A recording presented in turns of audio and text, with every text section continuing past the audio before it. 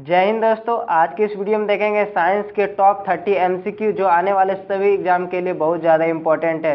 तो video last तक देखिएगा और कमेंट करके बताइएगा कि 30 में से आपके कितने प्रश्नों का आंसर सही हुआ। तो चलिए वीडियो स्टार्ट करते हैं।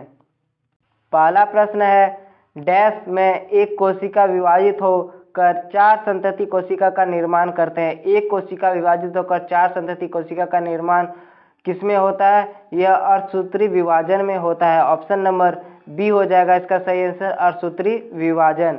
नेक्स्ट क्वेश्चन है 2 नंबर, डैश बनाने वाला कोशिका को छोड़कर हमारे शरीर में सभी कोशिका समसूत्री विभाजन करते हैं। तो इनमें से कौन सा एक है जो उसको छोड़कर हमारे शरीर में सभी कोशिका समसूत्री विभाजन करते हैं? तो इसका सही आंसर हो जाएगा शुक्राणु और अंडा, यानी ऑप्शन नंबर ए और बी दोनों हो जाएगा, इसीलिए डी इसका सही आंसर हो जाएगा, शुक्राणु और अंडा। नेक्स्ट क्वेश्चन है 3 नंबर, एक कोशिका जिसमें गुणसूत्र की संख्या 2n है, एक संख्या जिसमें 2n है, समसूत्री विभाजन के बाद गुणसूत्र के बाद गुणसूत्रों की संख्या क्या हो जाएगी? तो यह 2n ही रहेगी। ऑप्शन नंबर बी हो जाएगा इसका सही आंसर, 2n ही रहेगी। नेक्स्ट क्वेश्चन है 4 नंबर, मानव के लिए डैश में 46 गुणसूत्र होते हैं। मानव के लिए किसमें 46 गुणसूत्र होते हैं? तो वह युग्मनज में होते हैं। ऑप्शन नंबर सी हो जाएगा इसका सही आंसर, युग्मनज में 46 गुणसूत्र होते हैं। नेक्स्ट क्वेश्चन है 5 नंबर, निम्न में कौन समसूत्री विभाजन का एक चरण नहीं है? इनमें से बताना है कि कौन सा समसूत्री विभाजन का एक चरण नहीं है। तो यह हो जाएगा डिफ्लोटिन। ऑप्शन नंबर डी हो जाएगा इसका सही आंसर, डिफ्लोटिन। नेक्स्ट क्वेश्चन है 6 नंबर, डैश समसूत्री कोशिका विभाजन का अंतिम चरण है। इनमें से कौन सा समसूत्री विभाजन का अंतिम चरण है? तो यह है टेलोफेज। ऑप्शन नंबर डी हो जाएगा इसका सही answer, telophase, option number D. Next question है 7 नंबर, कोशिका के समसूत्री विभाजन में कोशिका झिल्ली और कोशिकांग गायब हो जाता है, किसमें होते हैं? प्रोफेज में होते हैं, एनाफेज में होते हैं, मेटाफेज में होते हैं या टेलीफेज में होते हैं? तो यह प्रोफेज में होते हैं। ऑप्शन नंबर ए हो जाएगा इसका सही आंसर, प्रोफेज में। नेक्स्ट क्वेश्चन है 8 नंबर, समसूत्री विभाजन के किस चरण में गुणसूत्र मध्य रेखा पर स्थित होते हैं? समसूत्री के विभाजन के किस चरण में गुणसूत्र मध्य रेखा पर स्थित होते हैं? Option a prophase, b metaphase, c anaphase, d telophase. तो इसका सही आंसर होगा मेटाफेज। ऑप्शन नंबर बी हो जाएगा इसका सही आंसर, मेटाफेज। नेक्स्ट क्वेश्चन है 9 नंबर, समसूत्री विभाजन के किस चरण में गुणसूत्र की संख्या दोगुनी हो जाती है? समसूत्री विभाजन के किस चरण में गुणसूत्रों की संख्या दोगुनी हो जाती है? तो यह एनफेज के चरण में। ऑप्शन नंबर सी हो जाएगा इसका सही आंसर, एनफेज के चरण में। नेक्स्ट क्वेश्चन है 10 नंबर, कोशिका के समसूत्री विभाजन में केंद्रक झिल्ली और कोशिकांग पुनः प्रकट हो जाते हैं, किसमें? कोशिका के समसूत्री विभाजन में केंद्रक झिल्ली और कोशिकांग पुनः प्रकट हो जाते हैं, टेलोफेज में। ऑप्शन नंबर डी हो जाएगा इसका सही आंसर, टेलोफेज में। नेक्स्ट क्वेश्चन है 11 नंबर, डैश के बाद गुणसूत्र की संख्या आधी हो जाती है। अर्धसूत्री विभाजन, अर्धसूत्री विभाजन 1, अर्धसूत्री विभाजन 2 या इनमें से कोई नहीं। किसके बाद गुणसूत्र की संख्या आधी हो जाती है? वह अर्धसूत्री विभाजन 1 के बाद। ऑप्शन नंबर बी हो जाएगा इसका सही आंसर।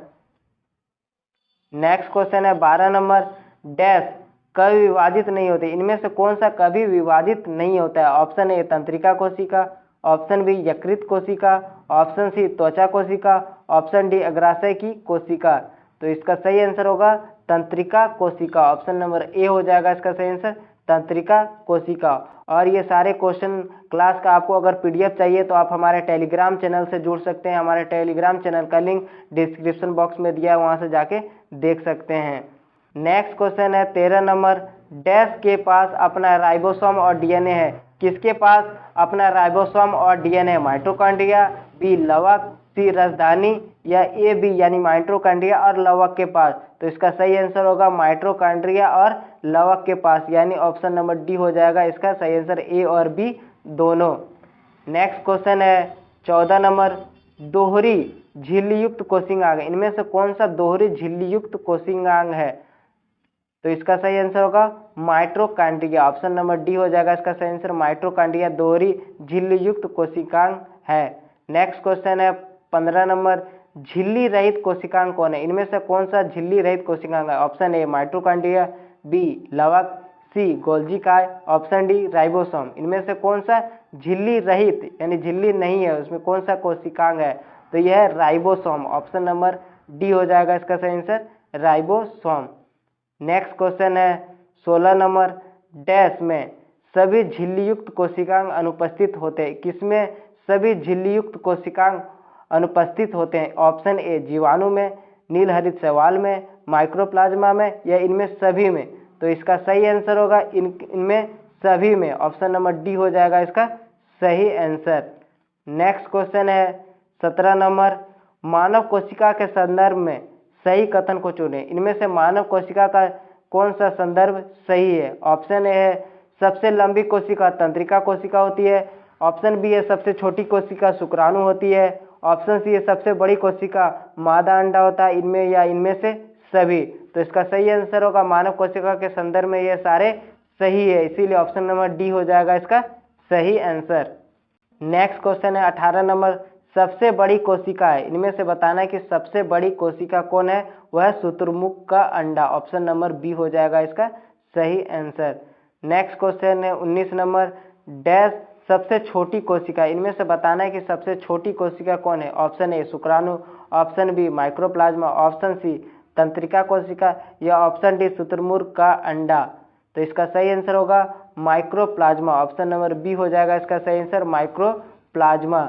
नेक्स्ट क्वेश्चन है 20 नंबर, एक तंत्रिका कोशिका की लंबाई है डैश तक हो सकती है? एक तंत्रिका कोशिका की लंबाई कितने तक हो सकती है? वह 1 मीटर तक। ऑप्शन नंबर ए हो जाएगा इसका सही आंसर, 1 मीटर तक। नेक्स्ट क्वेश्चन है 21 नंबर, डैश को कोशिका विज्ञान का क्लासिकल काल कहा जाता है? इनमें से कौन सा कोशिका विज्ञान का क्लासिकल काल कहा जाता है? 16वीं सदी, 17वीं सदी, 18वीं सदी या 19वीं सदी? तो इसका सही आंसर होगा 19वीं सदी। ऑप्शन नंबर डी हो जाएगा इसका सही आंसर, 19वीं सदी। नेक्स्ट क्वेश्चन है 22 नंबर, लवक की खोज किसने की? लवक की खोज किसने की? तो इसका सही आंसर होगा हिकल ने। ऑप्शन नंबर ए हो जाएगा इसका सही, हिकल ने लवक की खोज की थी।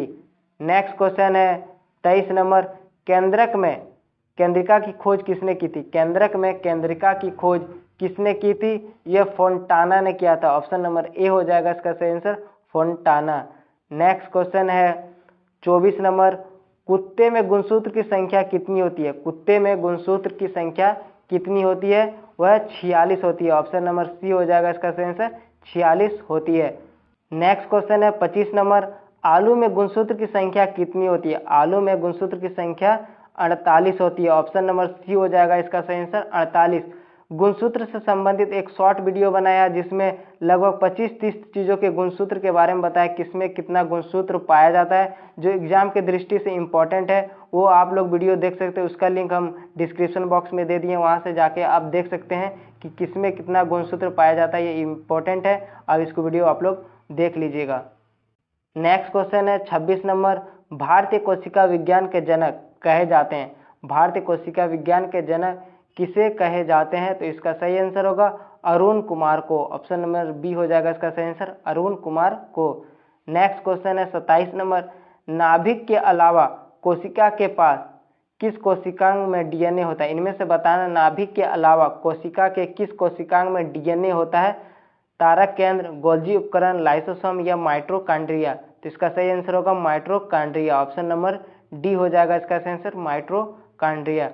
नेक्स्ट क्वेश्चन है 28 नंबर, सौर ऊर्जा एटीपी में बदलती है? सौर ऊर्जा एटीपी में बदलती है किसमें? माइटोकॉन्ड्रिया में, क्लोरोप्लास्ट में, राइबोसोम में या परऑक्सीसोम में? तो इसका सही आंसर होगा क्लोरोप्लास्ट में। ऑप्शन नंबर बी हो जाएगा इसका सही आंसर, क्लोरोप्लास्ट में। नेक्स्ट क्वेश्चन है 29 नंबर, निम्नलिखित में कौन सा कथन सही है? इनमें से बताना है कि 4 ऑप्शन में कौन सा कथन सही है। ऑप्शन ए है प्रायस लघुतम सहजीवी कोशिका है, जो गलत है। ऑप्शन नंबर बी है माइक्रोप्लाज्मा की कोशिका वृत्ति एमिनो शर्करा से बनी होती है, जो कि गलत है। ऑप्शन सी है विषाणु सम एकल तंतु आरएनए अणु से बने होते हैं, जो कि सही है, इसीलिए ऑप्शन नंबर सी हो जाएगा इसका सही आंसर। इनमें से सही कथन पूछा है, इसीलिए ऑप्शन नंबर सी हो जाएगा इसका सही आंसर। नेक्स्ट क्वेश्चन है 30 नंबर, साधारण मानव में गुणसूत्र होते हैं। साधारण मानव में कितने गुणसूत्र होते हैं? 36 गुणसूत्र होते हैं, 46 होते हैं, 56 होते हैं या 26 होते हैं? इसका आप आंसर कमेंट बॉक्स में बताइएगा कि साधारण मानव में कितने गुणसूत्र होते हैं।